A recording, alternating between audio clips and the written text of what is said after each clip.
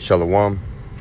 First and foremost, I want to begin this lesson by giving all praises, honor, and glory to Yahweh, Bahashim, Yahweh Shai, Bahashim, Rekak, Wadash. I want to give double honors to the apostles and elders of Great Millstone who rule well, and Shalom to the hopeful elect of the nation of Israel. I'm back with another lesson through the Spirit, and I'm going to entitle this lesson, Remain Humble and Lock In, because that's the times we're living in.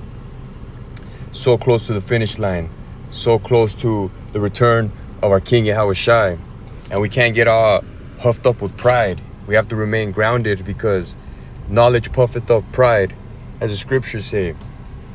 We can't get all high and mighty just because we know this truth. We have to remain humble, and understand that the Lord can take this from you. This ain't nothing to be proud about. So let's begin with the book of Ecclesiasticus, chapter 7 and 17. It reads, "Humble thyself greatly, for the vengeance of the ungodly is fire and worms." You see that? So that's referring to the heathen, to Esau, but also to 2/3 of our own people that are going to partake in that lake of fire, partake in those plagues, because they didn't take heed to this word, and they didn't humble themselves. This is a very proud country, America, Babylon the Great. As dumb as this society is, they're at an all-time high with the proudness. So yeah, and understanding, the more we grow in this truth, the more humble we get, because we understand, like, damn, like, this is a powerful thing that we got called into. We got called into this truth. This is the greatest calling possible for a man, and that humbles us. Like, damn, the Creator really chose us. That gives us a great humbling, and at the same time motivation to keep pushing forward in righteousness. So let's get another example. We're going to stay in Ecclesiasticus. We're going to do chapter 2 and verse 17. It reads, "They that fear the Lord Yahweh will prepare their hearts and humble their souls in his sight." Yeah, man, and that's what we should all be doing in this truth. Preparing our hearts for that battle, preparing our hearts for that hour of temptation, because we clearly see this society crumbling.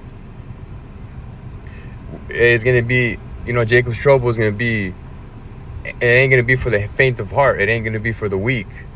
You got to really put your faith at an all-time high, and at the same time humble yourself. That's the only way we're going to make it out of here. So that's what we're doing. We're watching these prophecies. We're doing the work of the Lord, and remaining rooted, remaining grounded, constantly praying to the Lord, not to take the Spirit from us, because we really want this. Let's get 1 Peter chapter 5 and verse 6. "Humble yourselves, therefore, under the mighty hand of God, that he may exalt you in due time."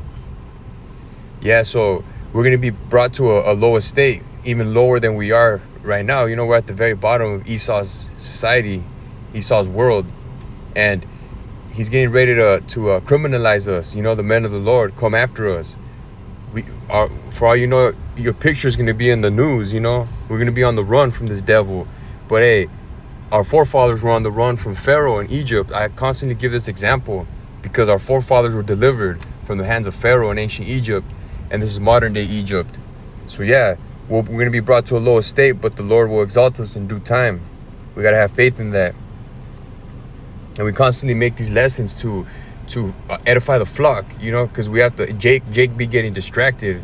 And I speak for myself included. If I'm not constantly listening to the videos, or I'm not constantly reading, hey, your mind starts wandering, and it's too late in the game for that. We got to lock in. And that's the second part of my lesson, remain humble and lock in. Let's get Matthew chapter 6 and verse 33. "But seek ye first the kingdom of God and his righteousness, and all these things shall be added unto you." This is the priority. This truth, this word is the priority. Yahweh Bashim Yahweh Shai is the priority. And all else, everything else will be added unto you, because the Lord knows you better than you know yourself. He knows what we like. He knows what we don't like. And the Lord, there's a balance to this. We do the work, but we also get blessed, you know. So that's part of locking in. Seek ye the kingdom of heaven first. There's nothing left for us here in Babylon but destruction and sorrow. Yeah, we're ready to get out of here, man. And all the signs that Yahushua told us to look for are presenting themselves. So we're damn close to the end, but the end is not yet. We gotta be patient. So let's get back to Ecclesiasticus chapter 2 and verse 14.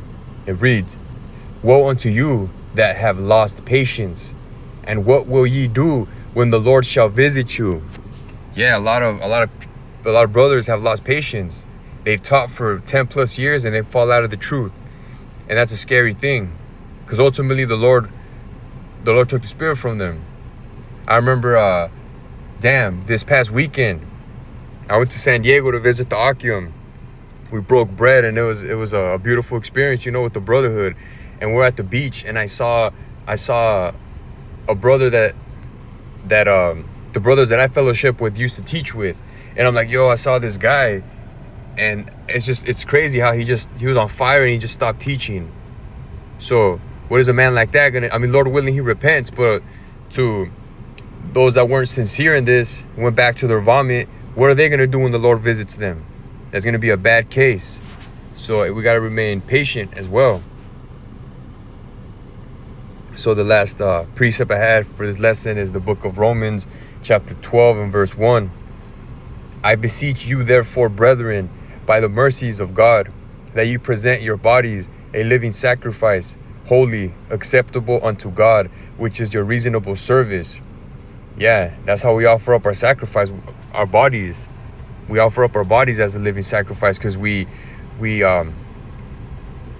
live according to the scriptures to the best of our abilities in this defiled world. Let's get verse 2.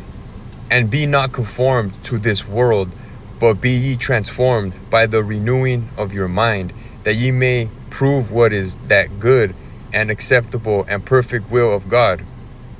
Yeah, so we disconnected ourselves from this place. There's no spiritual, emotional connection to this place. We're ready to inherit the kingdom, Lord willing. We're ready to receive salvation and get beamed up. And we understand the mission. We got to go through hell before we get to heaven. We got to lock in, go through Jacob's trouble, get our faith tested, and prove to the Lord that we want this. Prove to the Lord that we're worthy. Lord willing, we are, because this is not of us, this is of him. But do everything in your power to make yourself worthy to receive salvation and escape the coming calamities, plagues, and destruction that's coming. So I pray this lesson was edifying. In closing, I want to give all praises, honor, and glory to Yahweh, Bahashim, Yahweh Shai, Bahashim, Rakak, Wadash. Double honors to the apostles and elders of Great Millstone who taught me this 100% truth. And shalom to the hopeful elect. On to the next lesson. Shalom.